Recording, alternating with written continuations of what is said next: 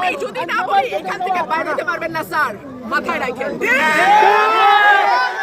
এবার ম্যাজিস্ট্রেটকে last warning দিয়ে viral হলেন রুমিন ফারহানা। ব্রাহ্মণবাড়িয়া ২, সরাইল, আশুগঞ্জ, বিজয়নগরের ২ ইউনিয়ন আসনের স্বতন্ত্র প্রার্থী রুমিন ফারহানা তার মতবিনিময় সভায় নির্বাহী ম্যাজিস্ট্রেট দেখেই চটে যান। এ সময় নির্বাচনী আচরণবিধি লঙ্ঘন করে জনসভা করায় রুমিনকে ৪০,০০০ টাকা জরিমানা করেন নির্বাহী ম্যাজিস্ট্রেট। এতে ম্যাজিস্ট্রেট শাহরিয়া হাসান খানের সঙ্গে বাগবিতণ্ডায় জড়ান রুমিন।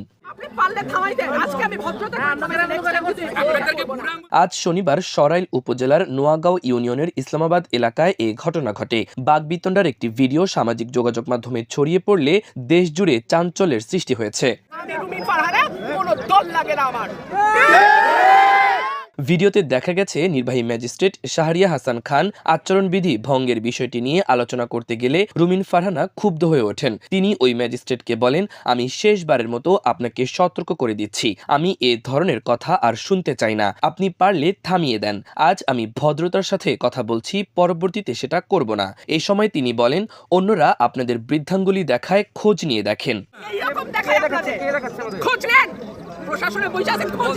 তিনি ক্ষুব্ধ কণ্ঠে বলেন, আমি রুমিন, না বললে আপনি এখান থেকে বের হতে পারবেন না স্যার, মাথায় রাখেন। যাদের কথায় এখন আপনারা চলছেন, শেখ হাসিনার সময় তারা কানে ধরে খাটের নিচে থাকতো। আমি রুমিন ফারহানা, আমার কোনো দল লাগে না। শেখ হাসিনার সময় আপনারা যাদের কথা এখন চলতেছে তারা কানে ধরে খাটের নিচে থাকতো স্যার। নির্বাহী ম্যাজিস্ট্রেট শাহরিয়া হাসান খান বলেন, নির্বাচন বিধিমালা 18 লঙ্ঘন করে তারা সমাবেশের আয়োজন করে। বিষয়টি নিয়ম বহির্ভূত হওয়ায় আমরা সেখানে গিয়ে তাদের সমাবেশ না করার জন্য বলি। তারা চলে যাওয়ার সময় সমাবেশের আয়োজক মোহাম্মদ জুয়েলকে 40,০০০ টাকা জরিমানা করা হয়।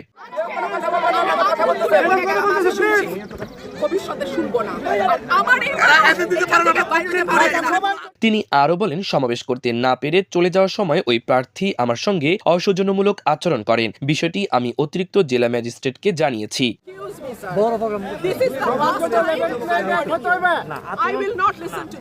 খোঁজ নিয়ে জানা যায়, নোয়াগাঁও ইসলামাবাদ গ্রামের লোকজন শনিবার দুপুরে রুমিন ফারহানার সঙ্গে মতবিনিময়ের আয়োজন করে। আয়োজনে কোনো ব্যানার বা মাইক ছিল না। রুমিন ফারহানা এই আয়োজনে হাজির হলে সেখানে ম্যাজিস্ট্রেট শাহরিয়া হাসান খান উপস্থিত হন। রুমিন ফারহানাকে তিনি মঞ্চ থেকে নেমে যেতে বলেন।